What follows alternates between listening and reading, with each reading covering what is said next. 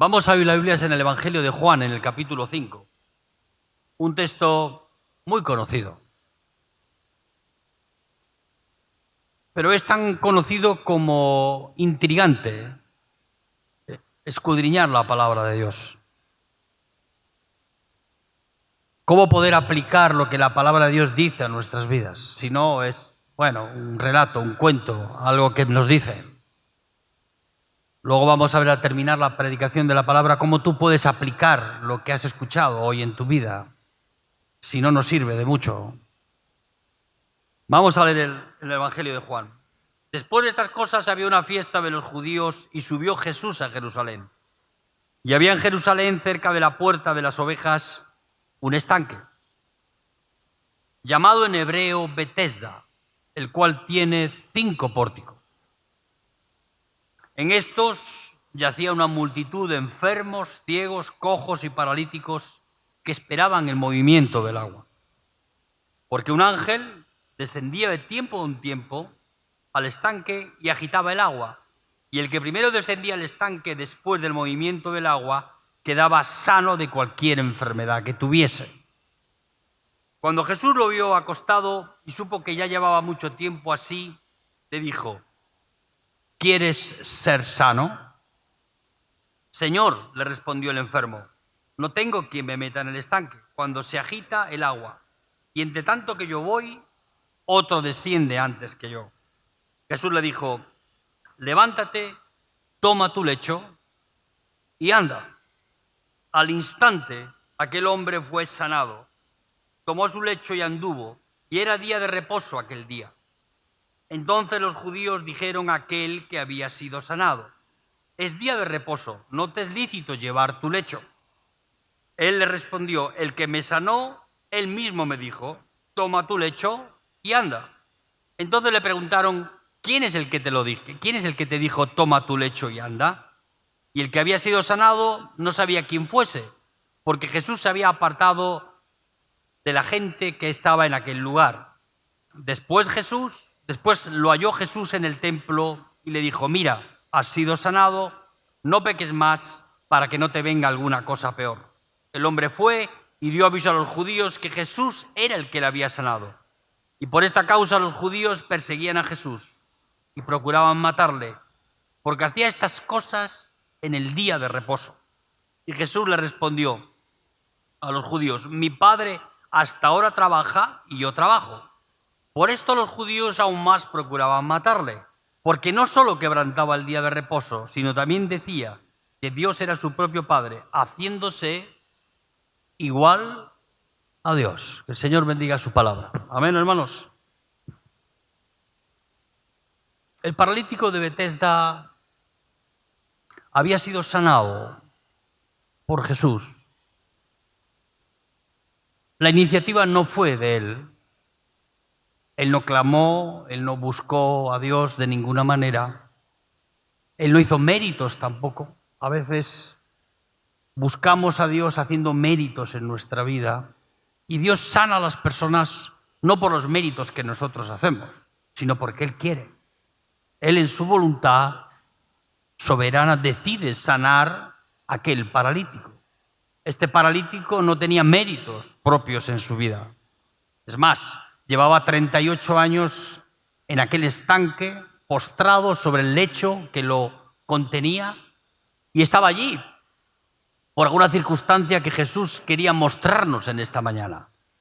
Muchas veces pensamos que las enfermedades que podemos padecer en nuestra vida son por causa de alguna, injerencia del destino o de nuestra propia realidad.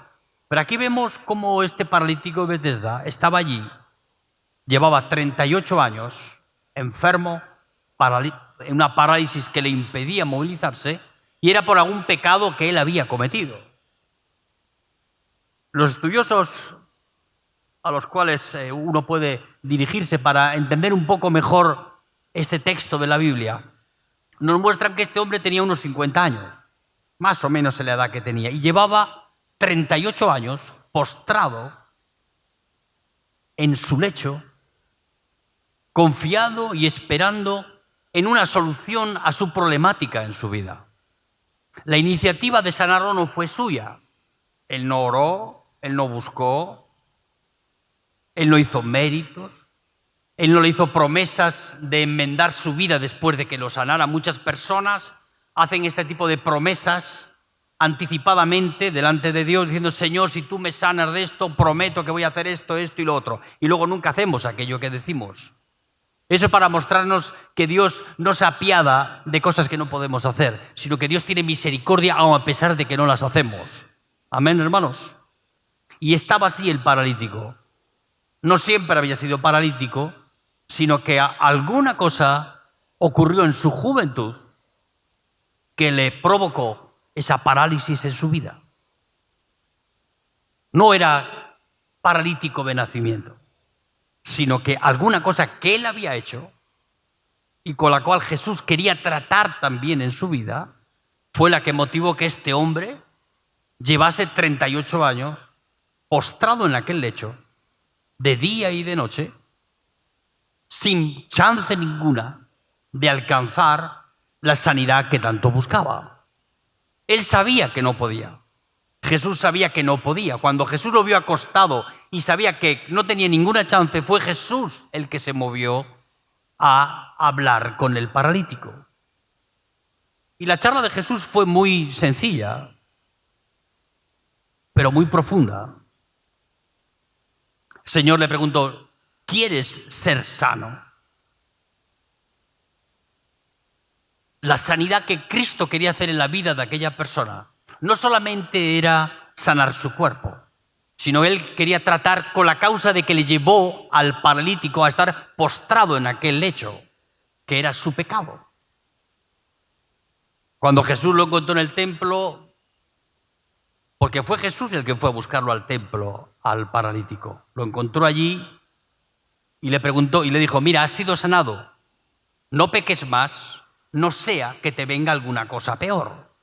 Luego fue el pecado de este hombre, no sabemos en qué circunstancias, la Biblia no explica, yo no voy a tratar de explicarte lo que no dice la Biblia, lo que sí podemos saber tú y yo claramente esta mañana aquí, que no fue él el que provocó la misericordia de Dios sobre la vida de este hombre, ni que fue un accidente lo que tuvo de joven, sino que fue su pecado. Esta misma palabra la compartí hace el fin de semana en Mendoza. Hablé de la primera parte en la que Jesús sana al paralítico. Y hoy vamos a hablar de la segunda parte, de por qué Jesús quiere sanar las vidas de las personas. Paralítico, 38 años.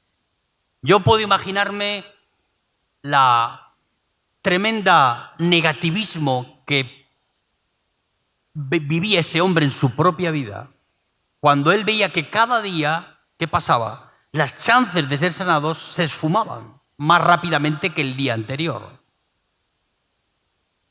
Muchas veces Dios tiene que motivar nuestras vidas para que podamos salir de la situación en que están en nuestras vidas. Y no lo hace Dios más que provocando que por la palabra de Dios tú y yo podamos recibir la fe para poder salir de la situación en la que estamos. Muchas veces la iniciativa de Dios es darte una palabra, como Jesús le dio una palabra aquí. Él le preguntó: ¿quieres ser sano? Y él empezó con sus excusas, sus pretextos, su negativismo en su vida. Decía: pero ¿cómo voy a poder yo meterme en el estanque si otro antes va primero que yo? Él pensaba que Jesús lo quería sanar metiéndonos en el estanque. Jesús no te quiere sanar metiéndote en ningún estanque. Jesús te quiere sanar a ti en tu vida, librarte de tu realidad hostil que tienes y limpiarte de tus pecados. No solamente Dios puede sanar un cuerpo, que lo puede hacer. Muchas veces el inicio de la revelación del Evangelio en nuestra vida es Dios haciendo algo en nosotros, como hizo en este hombre. A veces podemos ver la gracia de Dios que se manifiesta en nuestra realidad, en nuestros problemas, y vemos el hacer de Dios. Ahora, Dios tiene una segunda intención, secundaria, que es más importante que la primera, que es librarnos a ti y a mí del pecado en nuestra vida. La causa de que el paralítico estuviese 38 años allí no fue la mala fortuna de nacer con una malformación congénita, no fue de una caída. No sabemos por qué fue exactamente. Lo que sí sabemos es que lo que dice la palabra de Dios, cuando Jesús lo encontró en el templo, le dijo: mira, has sido sanado, ve y no peques más, no sea que te venga alguna cosa peor. Yo digo, ¿qué puede ser peor que estar 38 años postrado en un lecho sin ninguna posibilidad ninguna, de ningún tipo en tu vida, de salir de esa situación? Digo, ¿qué puede ser peor que eso? Yo te voy a dejar que tú lo pienses en tu vida en esta mañana. No te voy a decir lo que yo pienso. Yo quiero que tú pienses en tu vida. ¿Qué puede ser peor para tu vida que estar postrado 38 años sobre el lecho en el cual duermes todos los días, te arrastras en él, cuando hace frío te envuelves en él? ¿Qué cosa puede haber peor que eso? ¿Hay alguna cosa peor? Sí, hay alguna cosa peor. Que era lo que Jesús quería tratar con el paralítico. ¿Qué cosa es peor que estar 38 años postrado en ese lecho? Lo peor, hay una cosa peor, y la cosa peor es el pecado. Mira, has sido sanado. Ve y no peques más. Muchas personas vienen y me dicen: jo, Juancho, no puedo dejar de pecar. El gran conflicto en nuestra vida no está en lo que Dios hace inicialmente en nuestra vida, sino en aquello que nos quiere llevar a ti y a mí, que es a librarnos del pecado en nuestra vida. Amén, hermanos. Es ahí donde vamos a ir esta mañana. ¿Cómo Dios va a hacer para librarte a ti del pecado? ¿Por qué Jesús vino a este hombre que no había hecho ningún mérito ninguno? Era un hombre vulgar y sencillo, postrado como muchos otros en esos 5 pórticos, esperando el movimiento de las aguas para ver si tenía alguna chance, que sabía que no tenía ninguna chance. Pero él escuchó la palabra de Dios. El impulso que lo hizo erguirse sobre su lecho fue la palabra de Dios. Cuando Dios habla en nuestra vida, Él produce la simiente de la fe para que tú y yo, apoyados en ella, podamos erguirnos en cualquier situación de nuestras vidas. Cuando el paralítico escuchó la voz de Jesús y le dijo: levántate, toma tu lecho y anda, dice que al instante este hombre, el negativismo, la incredulidad y cualquier otra forma y expresión de inercia negativa en su vida cayó a los pies de Cristo y este hombre se levantó. No fue por mérito propio, fue porque escuchó la palabra de Dios y la palabra de Dios provocó ese impulso en su vida, como lo provoca en nuestra vida cuanto más desahuciado estamos en nuestra vida personal. Es la palabra de Dios, queridos hermanos, la que tiene poder para poder no solo sanar el cuerpo de aquel enfermo, sino para que decirle: tú vas a vencer el pecado. El mismo que le dijo: levántate tu lecho y anda, te dice a ti y a mí en esta mañana: no peques más. Es la misma persona, tiene el mismo poder. Amén, hermanos. Él tiene poder para levantar al paralítico y tiene poder para vencer al pecado en nuestra vida. Y tú y yo tenemos que dar gracias al Señor de que su misericordia en nuestra vida, aun a pesar de que podamos sentirnos contentos y agraciados con que Dios sane nuestro cuerpo, hay una cosa peor que puede venir a nuestras vidas, que es que tú sigas en pecado. ¿Qué hay peor que estar 38 años postrado en el lecho? Y la condenación es peor. Mucho peor que estar postrado ahí. Por eso Jesús vino a trabajar en la vida de este paralítico. No sabemos ni su nombre, pero sabemos en esencia quién era él. Y él, la parálisis de su vida la había provocado el pecado. ¿Y qué es el pecado? Porque ahí está el gran conflicto que a veces tenemos en nuestra vida. No sabemos lo que es el pecado. No tenemos idea en absoluto lo que significa la palabra pecado. Si tú tomas el Antiguo Testamento y el Nuevo Testamento, la palabra pecado incluye diferentes formas de transgresión de la ley. Cuando habla de desobediencia, dice pecado. Cuando habla de mentiras, dice pecado. O sea, simplificaron la forma de especificar qué pecado era y a todo le pusieron pecado. No es porque sea un error de aquellos que tradujeron la Biblia, sino que era mucho más fácil poder expresarlo de esa manera. Pero pecado, hay por lo menos 4 cosas que la Biblia dice del pecado. Primero, pecado es transgresión de la ley. Significa que tú y yo, en algún momento de nuestras vidas o continuamente en nuestras vidas, pecamos contra nuestra conciencia y contra aquellas cosas que nuestra conciencia nos dice. Esa transgresión de la ley, que es la transgresión de los 10 mandamientos, que es la ley que está implícita en todos los seres humanos. Tú no puedes escapar de eso. Ha sido forjado en ti, implantado en ti, con la semilla de vida que Dios dio a Adán y Eva en el jardín del Edén. Tú y yo sabemos perfectamente qué es aquello que es pecado en nuestra vida. Transgredir la ley es un acto con el cual nosotros nos ponemos del lado del diablo y nos ponemos para ser acusados por nuestros pecados. No te pones del lado de Dios, sino te pones del lado de aquellos que la ira y la justicia de Dios va a venir sobre sus vidas. Dice la palabra de Dios que el Dios está enojado todos los días contra el impío. Todos los días. Lo que pasa, claro, no vemos esa ejecución severa y rigurosa de la ley sobre las vidas de las personas, porque Dios es bueno y misericordioso.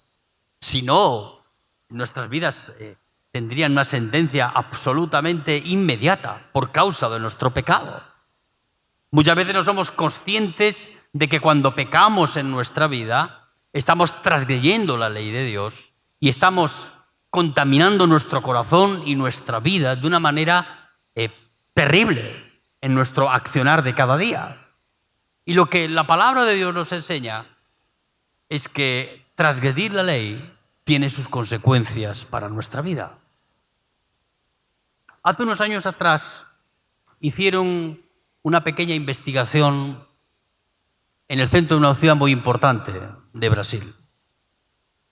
En una avenida que marca la velocidad a 60, se pusieron varios a investigar cuántas personas en verdad utilizaban la vía pública y iban a 60 kilómetros por hora.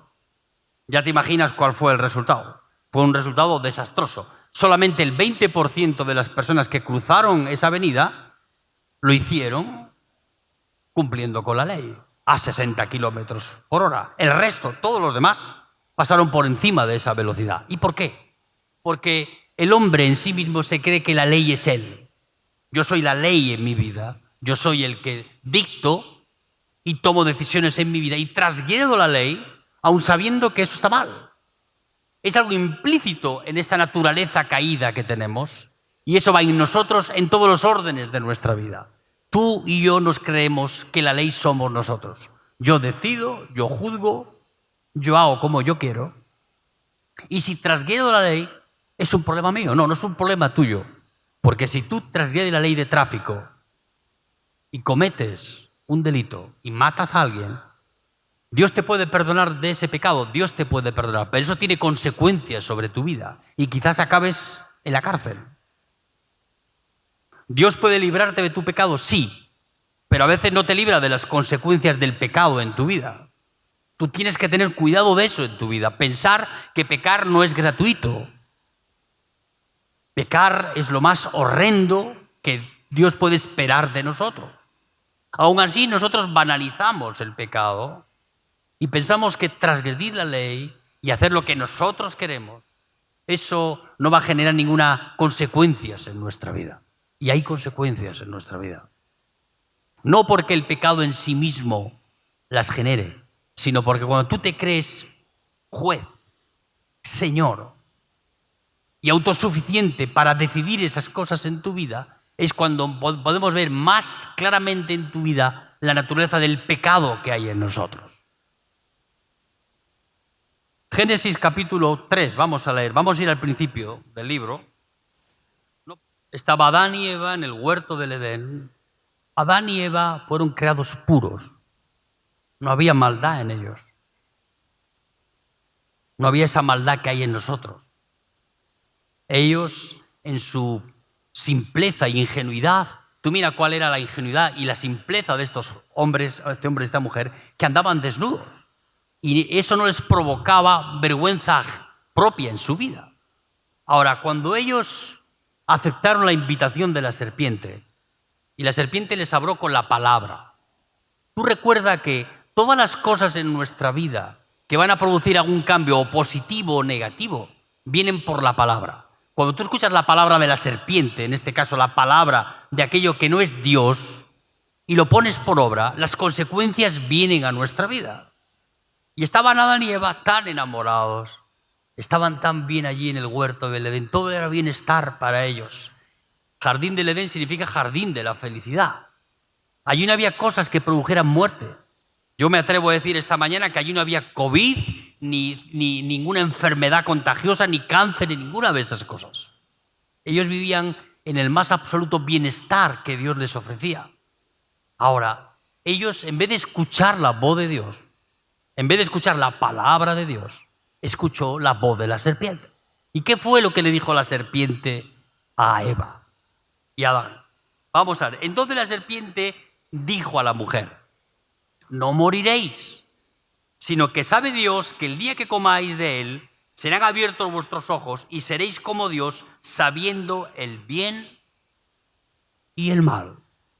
Ahí está el problema.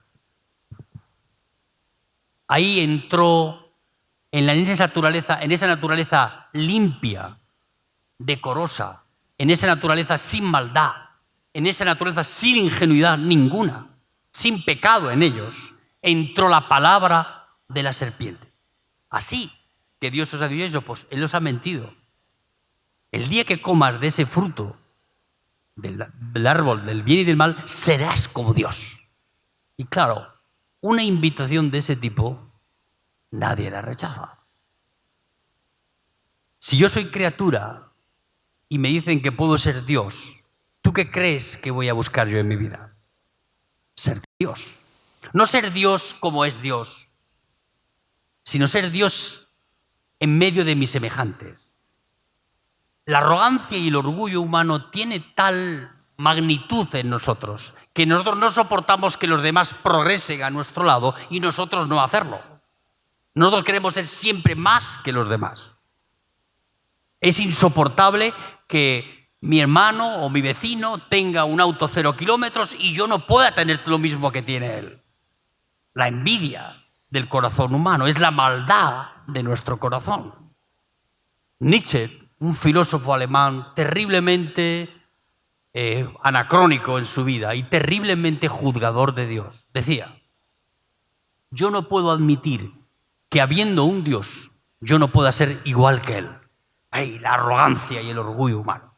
Pero eso tienes que trasladarlo tú a tu propia vida personal de cada día.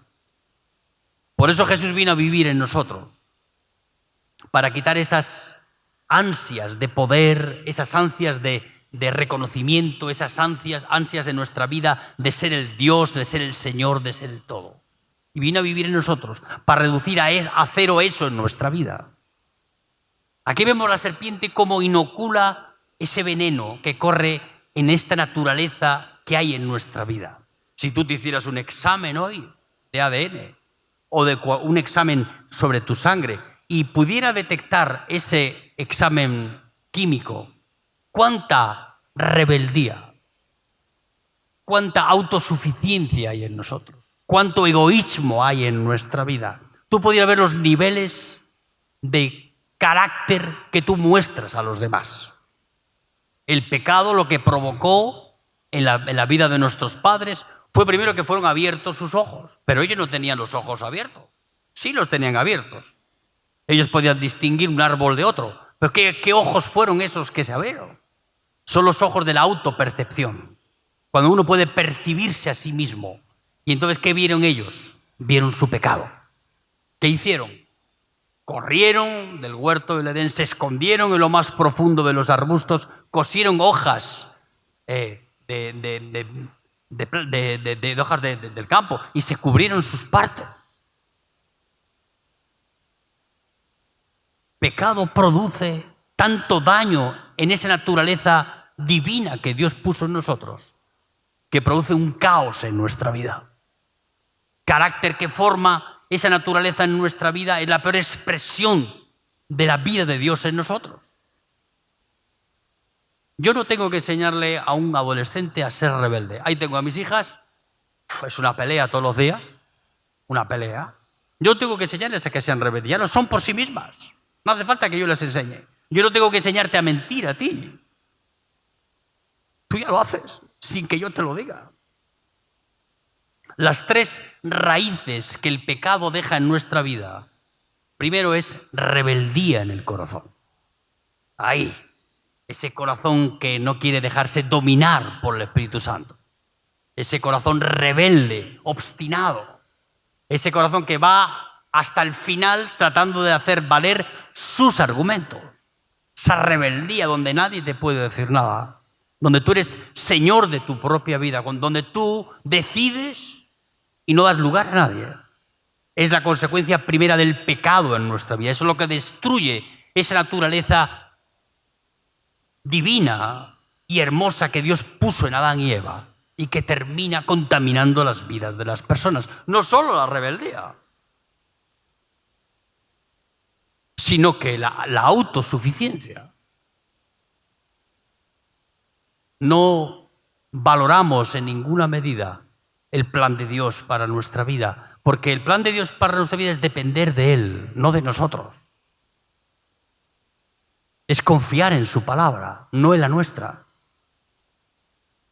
Y somos tan autosuficientes que solo aceptamos la misericordia de Dios en nuestra vida cuando llegamos a un punto tal en nuestra vida que no hay salida para nosotros. A veces Dios tiene que financiar el fracaso de muchos, como lo hizo con el hijo pródigo. ¿Recuerdas la parábola del hijo pródigo? ¿Quieres irte? Toma. Para que te hundas más y vayas a la quiebra en tu vida. Ahora, claro, ahí vemos la misericordia de este Dios, que aun él sabiendo a dónde iba su hijo, él supo amarle y esperarle para poder restaurar su vida, sacar esa idea absurda de su mente de ser un siervo de él y aprender a ser un hijo de él, que era lo que la parábola nos enseñaba. Rebeldía, autosuficiencia y egoísmo. Nos hemos vuelto tan insensibles con los demás que los demás están en una absoluta precariedad en su vida. Muchas personas dependen de tu sensibilidad para encontrar el camino de la salvación en sus vidas. Y nos hemos vuelto, o esta naturaleza caída en nosotros, cuando domina nuestra vida, nos vuelve insensibles a los demás. No me importas tú. No me importa lo que tú haces. ¿Te quieres suicidar? Problema tuyo. ¿Quieres seguir drogándote? Drógate. ¿Quieres seguir mintiéndole a tus padres? Sigue mintiéndole. ¿Quieres seguir construyendo una vida sobre las arenas? Sigue. El egoísmo tiene muchas formas diferentes. Una de las formas más grotescas del egoísmo es ver la miseria y el hambre que hay en este mundo. No es causa y lo provoca Dios, sino lo provoca la desigualdad de este corazón, que solo busca satisfacerse a sí mismo y no proveer para los demás. Ese egoísmo que nos confronta todos los días. Confronta tu propia vida, tu espacio de confort en el que vives. Dices, bueno, Señor, gracias que me has dado, tengo lo necesario, pero tú no estás mirando al que está a tu lado. Hay diferentes maneras de provocar que el egoísmo sea una razón de nuestro vivir en nuestra vida. Yo. Si tengo que elegir entre tú y yo, me elijo a mí. Y no salimos de ahí. ¿Por qué Cristo ha venido a vivir en nuestra vida? Es para inocularte el veneno de Él en nuestro ser. Es cambiar esta naturaleza caída, egoísta, egocéntrica, autosuficiente que tenemos, que solo piensa en sí mismo, y poner la naturaleza de Él en nosotros, que es la naturaleza divina, que es la naturaleza ágape, que se da por los demás, que renuncia a sí mismo, que vive el Evangelio y que produce alrededor de él la luz de la palabra de Dios. Amén, hermanos. Él viene a vivir en nosotros para hacerte desistir de ti mismo. Él rompe el poder del pecado en nuestra vida, inoculando el Evangelio en nuestra vida. Es la palabra de Dios el Evangelio para poder vencer este pecado que hay en nosotros.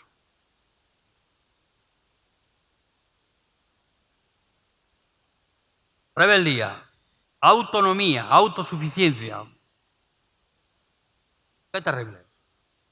Que seamos o mostremos eso en el carácter de nuestra vida.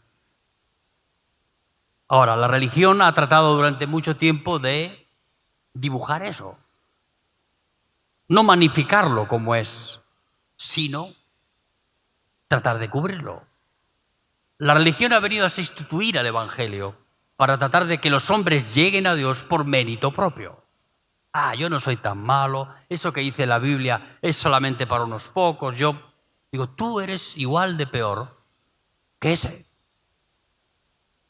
Luego vamos a ver al final de la predicación 3 cosas que no debes de decir. Otra causa, otra forma de pecado, dice la palabra de Dios, es que sabiendo hacer lo bueno y no lo hacemos, ¿qué hemos hecho?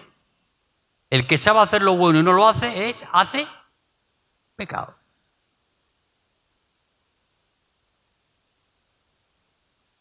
Nosotros somos especialistas en no hacer aquello que Dios nos pide, sino en hacer aquello que Dios no nos pide. Y cuando tú en tu caminar como creyente, sabiendo hacer lo bueno, no lo haces, estás pecando. Pecas por omisión o por disculpa, o pecas por ignorancia, pero lo haces. Es el mismo pecado que transgredir la ley. Jesús varias veces habla de lo que es pecado. Aquí lo habla Pablo. No, Pablo, es Santiago, lo habla Santiago en la epístola de Santiago. Dice, el que sabe hacer lo bueno y no lo hace, le es contado como pecado. Luego tenemos un examen diario en nuestra vida, en nuestras actitudes con los demás y en nuestra responsabilidad delante de Dios. Algunos dicen, no, yo vengo al culto, levanto las manos, alabo al Señor, ahí se termina todo. No, ahí comienza la responsabilidad en tu vida. Porque luego vas a tener que poner en práctica lo que has escuchado. Y aquí el Señor nos dice a ti y a mí, sabiendo hacer lo bueno no haces, eso te es contado como pecado en tu vida. Amén, hermanos. En el Evangelio de Juan, Jesús les dice, os conviene que yo me vaya para que aquel que ha de venir detrás mío, Él os consuele. Y el que viene detrás de mí dice, os convencerá de 3 cosas. De pecado, de justicia y de juicio. Dice Jesús, no digo yo, dice Jesús, de pecado porque no creen en mí. Luego el pecado de la incredulidad es un pecado. Si tú crees en Jesucristo, es porque el Espíritu Santo te ha convencido. No es mérito propio. No es que tú tienes más actitudes que el que está sentado a tu lado, no. Cuando tú crees y crees en Jesucristo, el pecado de la incredulidad desaparece de nuestra vida. No será ese el pecado que te va a llevar a la condenación. Ese no será. Porque cuando tú crees en Jesucristo, ese pecado desaparece de nuestra vida. ¿Y por qué es tan importante que tú y yo creamos en Jesucristo? Porque si tú crees en Él, vas a creer todo lo que dice. Y eso nos lleva a la obediencia en nuestra vida. Si tú crees, vas a creer todo lo que dice. Y eso lleva nuestras vidas a la obediencia a Él. Esa es la obediencia que Dios ve en nuestras vidas, que nos permite huir de la condenación eterna y vivir una vida delante de Dios con la gracia que Dios nos da. Pero solo es posible vencer la incredulidad en nuestra vida cuando creemos a la palabra. La palabra no habla de otro más que de Jesús, porque es Jesús el intermediario entre nosotros y el Padre. No hay otro intermediario que pueda vencer la enemistad que nos une a nosotros contra Él y terminar con ella. A veces no somos tan conscientes de cuán grande es el pecado en nuestra vida. Tú y yo somos culpables. Tenlo por seguro. Y te digo, si eres culpable de algún delito, yo te digo, búscate un buen abogado. Búscate un buen abogado. Porque si no tienes un buen abogado, te van a condenar. Cuando el fiscal tiene tantas pruebas contra ti, normalmente lo que hacen los abogados es tratar de reducir la pena. Trabajan el asunto con el fiscal para reducirte la condena. Nosotros no tenemos un abogado que reduce la condena. Nosotros tenemos un abogado que dice que tú y yo somos culpables. La única forma que tiene Dios de salvarte y a ti y a mí es condenándote por tus pecados. Pero ¿cómo puedes decir eso, Juancho? ¿Cómo Dios va a condenarme por mis pecados? Eso me hace más culpable. Sí, la única manera que tiene Jesús de salvarte es hacerte culpable. Y eso lo hizo Jesús en esa cruz. Cuando murió en esa cruz, dice la palabra de Dios que el Padre ha dado todo juicio al Hijo. Ha puesto en manos del Hijo todo el juicio. Es Jesús el que te va a juzgar. Y Jesús ya te juzgó en esa cruz. Si Él murió en esa cruz, es que tú y yo somos culpables. Tú y yo somos culpables porque Él murió en esa cruz. Y la única manera que tenía Él de salvarte a ti y a mí era poniendo su vida por la tuya y dando su vida en esa cruz. ¿Todavía piensas que no eres culpable? Eres tan culpable que llevaste a Jesús a esa cruz a morir. Algunos dicen, no, fueron los judíos que lo mataron. No. Fueron tus pecados y los míos. Ahí está el problema en nuestra vida. Algunos dicen, Juancho, yo me salvé a mí mismo. Digo, no, tú no te has salvado de ninguna manera. Tú no te puedes salvar. Además, Dios no quiere que tú te salves. Dios quiere salvarte Él a ti, para que ninguna raíz de arrogancia y de orgullo religioso pueda haber en nuestro corazón. Que podamos decir, yo me salvé por méritos que he hecho, yo iba al culto todos los domingos, se veía a Juancho predicar. Eso no te va a salvar de nada. El único que salva y te libra de tus pecados es aquel que los tomó sobre sí en esa cruz. Amén, hermanos. No solamente la incredulidad es un pecado, sino que todo lo que no proviene de fe, ¿qué dice la palabra de Dios? Nadie lee la Biblia. ¿Cómo es eso posible? Todo lo que no proviene de fe, ¿qué es? Es pecado.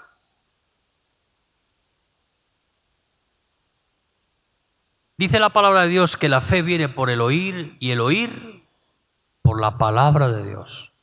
La fe lo que nos permite es ver lo que la palabra de Dios nos dice a ti y a mí. Yo veo con estos ojos, te veo a ti, veo qué camino no tengo que seguir para no acabar en un conflicto. La vista de nuestros ojos nos permite eludir los peligros que hay alrededor de nuestra vida. Ahora, la fe nos permite ver lo que la palabra de Dios dice. Y lo que la palabra de Dios dice es cómo puede ella eludir, hacerte ver para que tú eludas los peligros que hay en tu vida. Por eso dice la palabra de Dios que todo lo que no proviene de fe es pecado. Proviene no de lo que dice la palabra de Dios, no de lo que la palabra de Dios te revela a ti, sino de lo que tú sientes o lo que tú ves. Y no hay peor cosa para el cristiano que sentir y ver y guiarse por lo que uno siente y por lo que uno ve.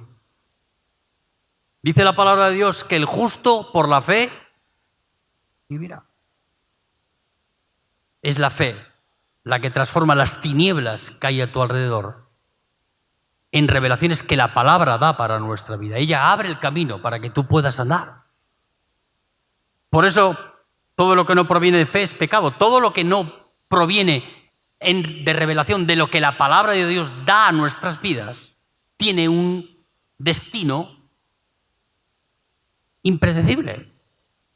En cambio, lo que dice la palabra de Dios, lo que Dios dice a nuestras vidas, es el camino seguro y firme. Cuando Jesús dice, yo soy el camino, la verdad y la vida. Él no es un camino, Él es el camino. La persona de Cristo es el camino. La única forma de llegar al cielo no es por un camino, es por Cristo.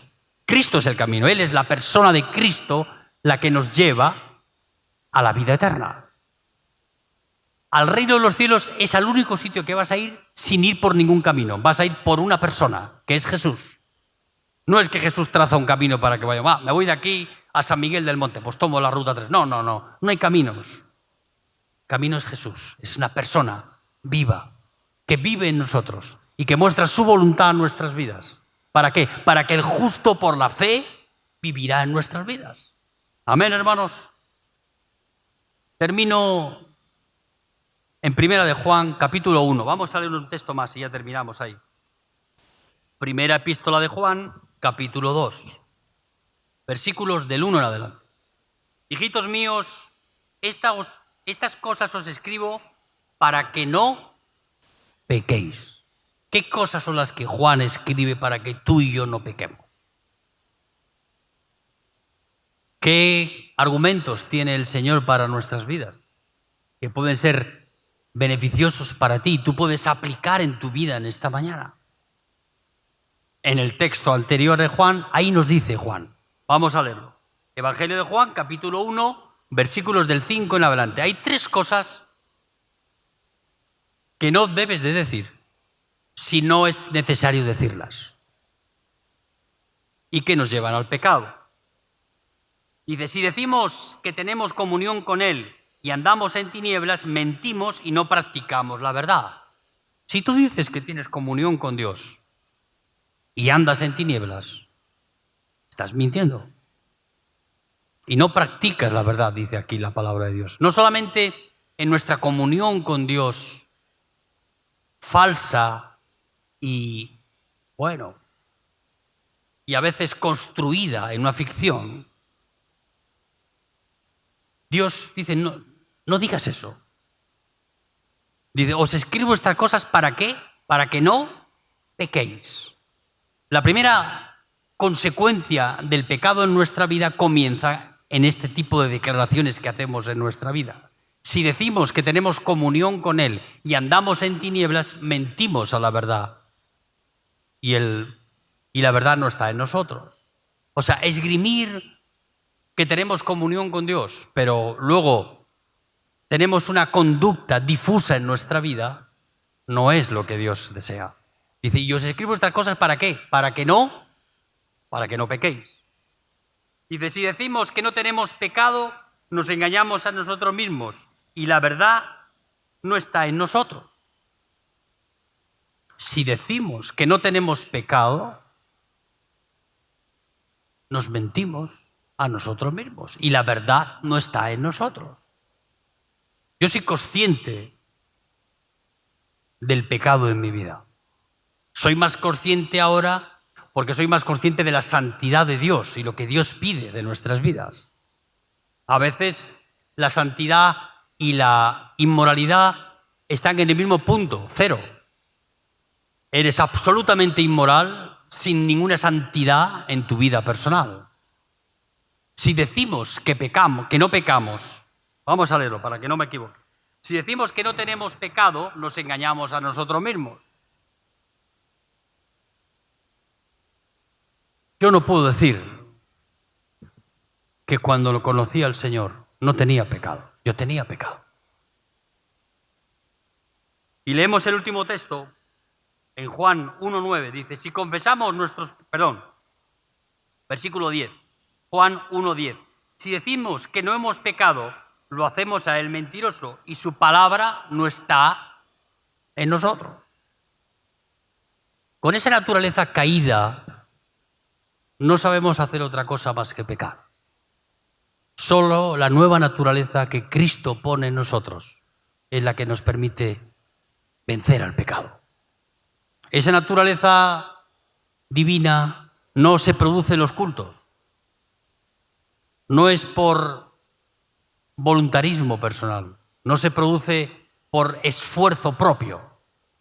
Muchas veces buscamos que bajo el esfuerzo de cumplir reglas y normativas y los 10 mandamientos y lo que tú quieras, vamos a lograr alcanzar la santidad en nuestra vida. No son esas cosas los que nos llevan a la santidad. Es que Dios te despoje de esa vieja naturaleza en ti y ponga la suya en nosotros. ¿Y dónde ocurrió eso? En la cruz. Esa cruz en la que vemos a Jesús tomar nuestros pecados y los suyos y los nuestros, cargarlos Él sobre sí mismo y derramar su sangre preciosa para limpiarnos de todo pecado. Pero en esa cruz no solamente Cristo murió por nuestros pecados, sino que Él vino a llevarnos a morir a ti y a mí en Él. Él en su muerte me atrajo a Él para llevarme a morir en Él y para darme la vida nueva, que es la vida de su resurrección, que no tiene pecado ninguno. Algunas personas dicen, bueno, Juancho, yo me conocí al Señor y ahora ya voy a dejar de pecar. Sí, vas a dejar de pecar. Porque lo dice la palabra de Dios, no porque lo digo yo. Esa naturaleza nueva en ti aborrece el pecado, no practica el pecado, no se entusiasma con el pecado. Esa naturaleza aborrece el pecado que hay a nuestro alrededor y cuando cometemos algún pecado en nuestra vida, porque nosotros vamos a tener una lucha constante en nuestra vida con esta carne. Esta carne tiene una influencia negativa sobre nuestro espíritu, sobre nuestra propia vida, y a veces esa carne gana ventaja en nosotros, llevándonos a hacer aquello que no debemos. Vamos a leer un texto más, Juan 3, 9, para que luego tú lo releas en tu casa este texto. Primera de Juan, capítulo 3, versículo 9. Dice, todo aquel que es nacido de Dios no practica ¿lo qué? El pecado. Si tú ves a alguien que ves que practica el pecado y dice que es cristiano, ese no ha nacido de nuevo. No ha nacido de nuevo. Porque el que tiene la simiente de la vida de Cristo en él, el que Cristo llevó a morir esa naturaleza en la cruz del Calvario y puso esa simiente de naturaleza divina en él, no que nos haga perfectos en un instante, pero pone eso en nosotros y va creciendo en nuestra vida. ¿Para qué? Para poder vencer al pecado. Amén, hermanos. Es un progreso en nuestra vida de esa semilla dentro de nosotros. No es que Dios te toca con la varita mágica como hace con los magos y ya está, te quedas fulminado y el pecado desaparece de tu vida. No, no va a desaparecer de tu vida el pecado. Lo que desaparece de nuestra vida es la práctica del pecado. Ya no queremos pecar más. Aborrecemos el pecado en nuestra vida, aborrecemos toda inmoralidad y todo pecado, todas aquellas cosas que manchan el ágape de nuestra alma y manchan las vestiduras limpias que Cristo ha puesto sobre nosotros. Dice que aquel que es nacido de Dios no practica el pecado, porque la simiente de Dios permanece en él y no puede pecar porque es nacido de Dios. Amén, hermanos. Eso es lo que Jesús le quería enseñar al paralítico del estanque de Betesda. El mismo poder que Dios utiliza para levantarlo del lecho de su postración, Él es la misma persona y tiene el mismo poder para librarnos a ti del pecado en nuestra vida. Amén, hermanos. Toma eso como promesa para tu vida en esta mañana. El mismo que me dijo, levántate, toma tu lecho y anda, te dice en esta mañana, a ti y a mí, no peques más. Yo tengo poder sobre el pecado. Amén. Y es ahí donde en nuestras vidas tenemos que aplicar lo que hemos oído. Primera de Juan, capítulo 1, versículo 2. Hijitos míos, os escribo estas cosas. ¿Para qué? Para que no pequéis. Hemos hablado de lo que es el pecado. Pecar es errar en el objetivo en tu vida. Dicho de una manera sencilla. Pecar es errar en el objetivo principal de tu vida, que es perder de vista a Cristo. Porque ¿de qué aprovecha el hombre si ganara a todo el mundo y pierde su alma? ¿De qué habrá aprovechado tal esfuerzo personal en su vida si al final se pierde su alma?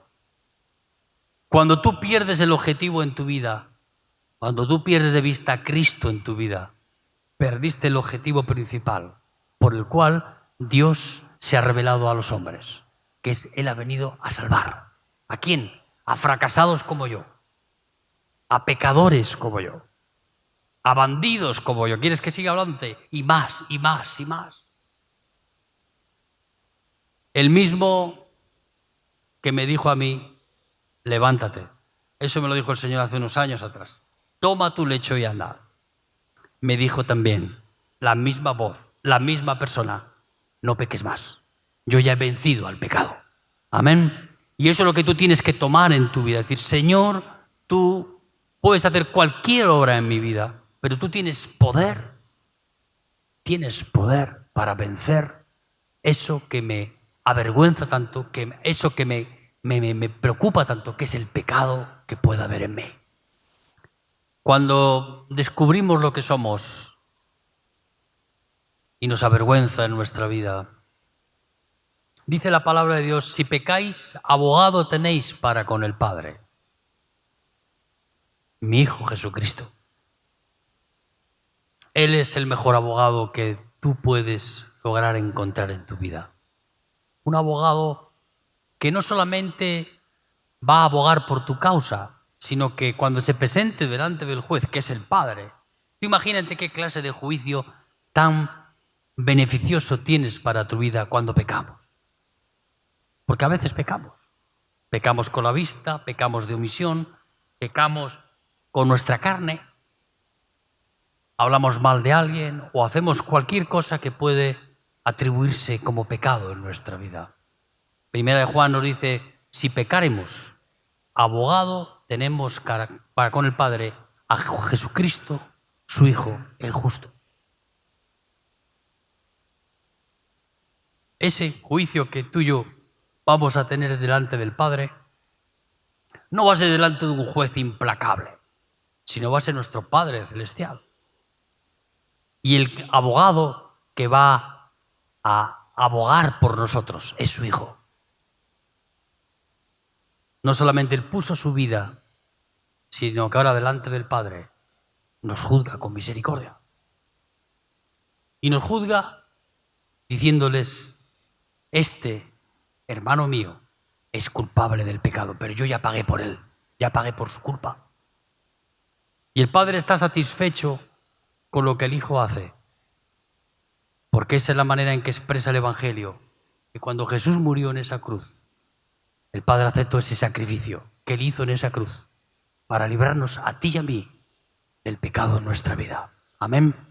Cuando Él dijo, consumado es, el precio ha sido pagado en esa cruz, ya no hay más pecado que juzgar. Hemos sido juzgados delante de Dios, declarados culpables, pero liberados por el poder de aquel que venció al pecado. Amén. ¿Quieres orar conmigo? Ponte de pies ahí, vamos a terminar. Yo sé que hace calor, yo sé que es un día difícil para muchos, pero más difícil es si no tienes argumentos en tu vida para buscar la voluntad de Dios en tu vida. Estamos aquí y Dios quiere traer salvación a nuestra vida, librarnos del pecado. Y solo Jesús puede hacer eso. Ese Jesús que fue a una cruz a morir y no viendo culminada su obra con la paga de tus pecados, nos lleva a morir con Él para librarnos de esa naturaleza egoísta y poner su vida en nosotros, que es la vida nueva que Cristo nos da y que recibimos por la fe, por la palabra de Dios en nuestra vida. Ya no vivo yo, mas Cristo vive en mí. Y ahora la vivo en la fe, en la palabra de Dios. Amén, hermanos. Señor, gracias por mis hermanos. Terminamos este culto dándote la gloria y la alabanza a ti, Señor. Sabiendo de lo que tú eres capaz, sabiendo de lo que tú hiciste en esa cruz y buscando tu rostro esta mañana en nuestra vida, para saber que tú tienes poder, no solo para sacarnos de la situación incómoda en que nuestras vidas están, sino para vencer el pecado en nuestra vida. Hoy somos más conscientes de eso en nosotros y acudimos a ti para buscar en el trono de la gracia misericordia abundante para nuestra vida, poder reconfortarnos con tu amor en esta mañana, Padre. Bendice mis hermanos aquí, Señor. Revélanos estas verdades para que podamos tomarlas en nuestras vidas y podamos así glorificarte a ti y decirte que tú eres el Hijo de Dios, el único Hijo de Dios, que murió en esa cruz por mí y que me llevó a morir en él en ese mismo instante. Padre, te damos gracias y pedimos que tú puedas obrar en nosotros para que no seamos como este paralítico que fue al templo y en vez de dar gloria a Dios y en vez de dar alabanza a Dios, perdió su oportunidad de glorificarte a ti y de darte la gloria y la honra por lo que tú estás haciendo, vas a hacer y harás en nuestras vidas. Te damos gracias en el nombre de Jesucristo. Amén, Señor.